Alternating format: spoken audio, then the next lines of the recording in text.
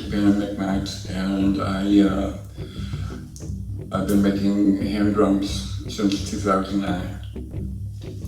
I think something that was innate since my childhood.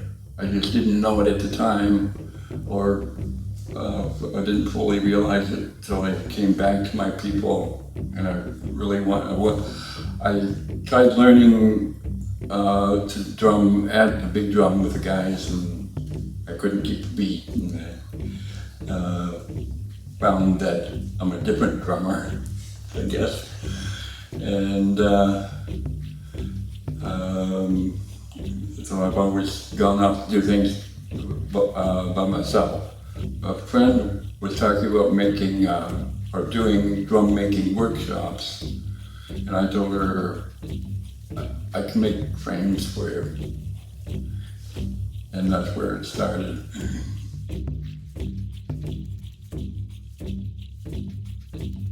Okay, so I rip pieces like this for each size hand drum. It has a different size block of wood. There's a cedar. I rip it to thickness, and I make piles of 16 of these, and then I sand this side, or what would be the inside of the frame, on a belt sander.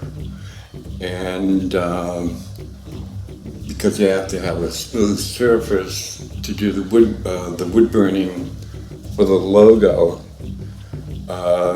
I do it when it's sanded and before I assemble it, because if it doesn't come out right, then it's easier, just chuck that piece than to chuck the whole, or to take it apart. This has a straight edge, but I have to cut an angle on the table saw with these, and then assemble to this stage. Put a strap around those to keep it tight. And the next day, I sand the edges and just keep turning it until it's round on the outside. And then I route the edges inside and out until it comes out like this. And then if there's any sanding that I need to do by hand, I do it at that stage, and then I waterproof it and hang it up to dry. That pretty much completes that process. This drum is tie-dye, the blue leather dye, and what's different about these is no two ever come out the same. I couldn't reproduce one exactly like this. The lacing up is the same, but before I lace up the drum, I bunch it up. They had in different places put rubber bands around, and I pulled the edges under, put more rubber bands around. I'll set that down on a rack, and then with an eyedropper, I put the dye on in different places and just let that set for a while. And then take the rubber bands off, lay the hide out flat, and let that set some more. And while it's setting up, I'll cut the lacing, and then take it downstairs and lace it up. I'm gonna put a slit in the end here. I always make sure that my logo is facing me, so that when it's all laced up, it's right side out. So here's a leather punch, and there, and there, and this end, back here.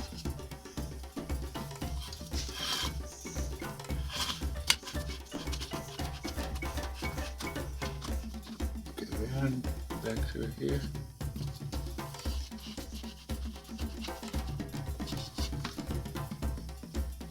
Through here.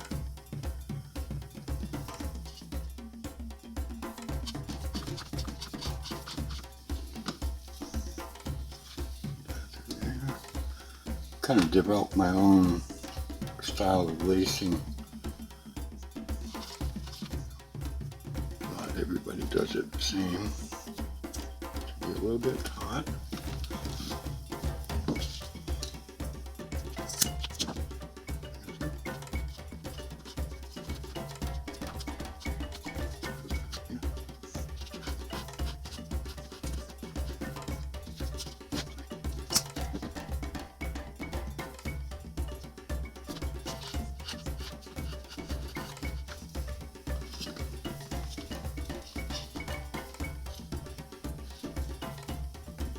There's a lot of centering involved in making drums.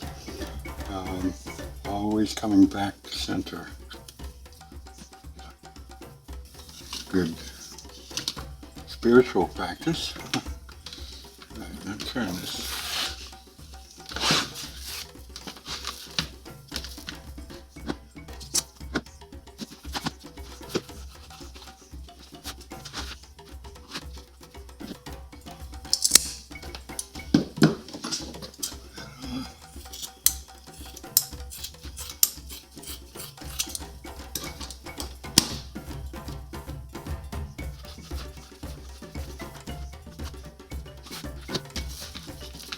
Keep turning it so I'm pouring it toward myself.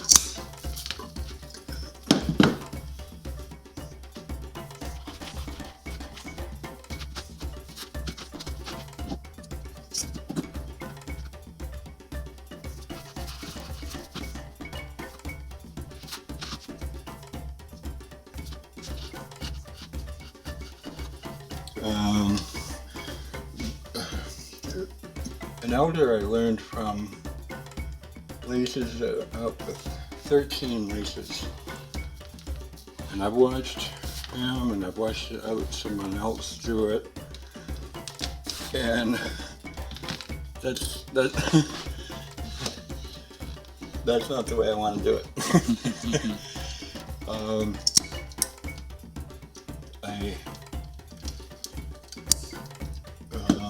Since there are 16 pieces, I use 16 laces. Or, well, it's one lace, but I mean, it comes out to be 16. In other words, I'm going to the center of each piece. And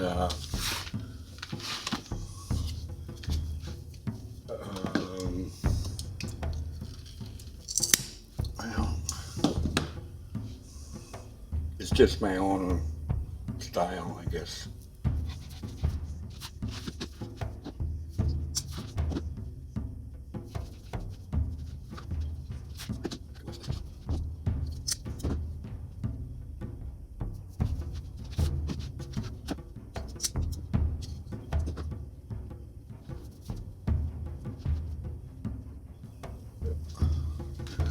Slice a piece. Go.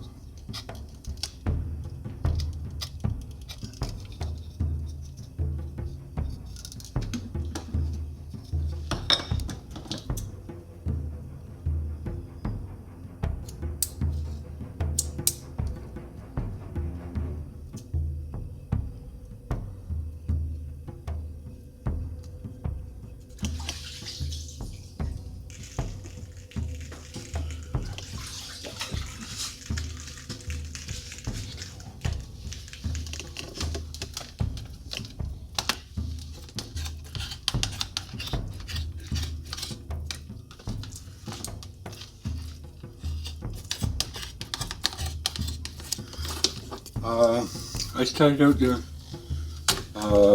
scraping elk hide, I mean not elk hide, moose hide that was given to me, and I went at it, and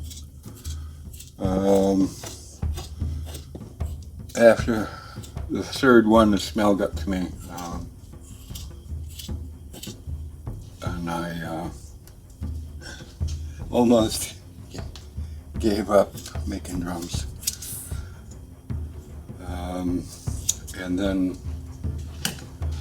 went to a ceremony and there was someone there who was making hand drums. He had, found out he was a supplier of elk hide. I bought a couple from him, and I decided I like elk hide much better than moose. I've tried deer. The problem with deer hide is that it's so thin, and if you try to make a slit in it, it can tear it. The elk hide comes with, the difference is one hide will be different from the next. Some of them are transparent. When I first made them, what I was doing is cutting in between them like this. That's one way of doing it. Some people make drums where the hide is over the edge,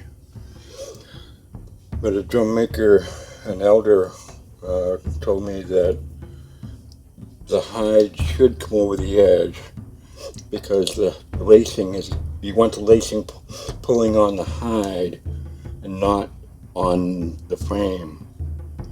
So, and that made a lot of sense. So I've been doing it that way ever since.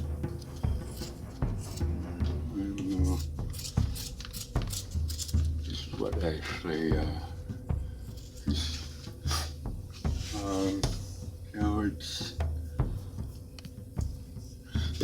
it would be hard to hold on to it that way. So I know where my logo is. Pick 4. I'll do this one.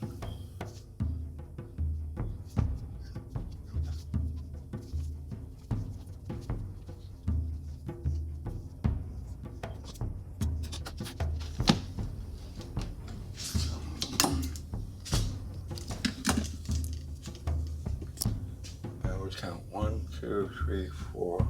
And I take the next one.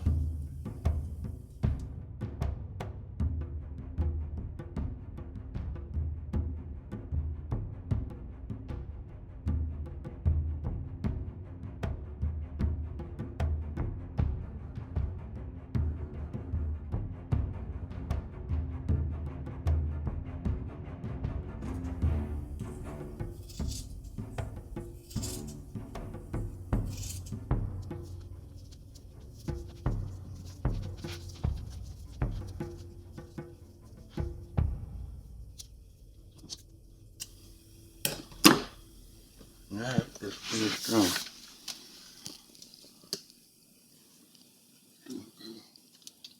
And I set that aside and just let it dry naturally. The air coming in through the window, whatever. And when it's all completely dry, it tightens up and then you get the drum beat.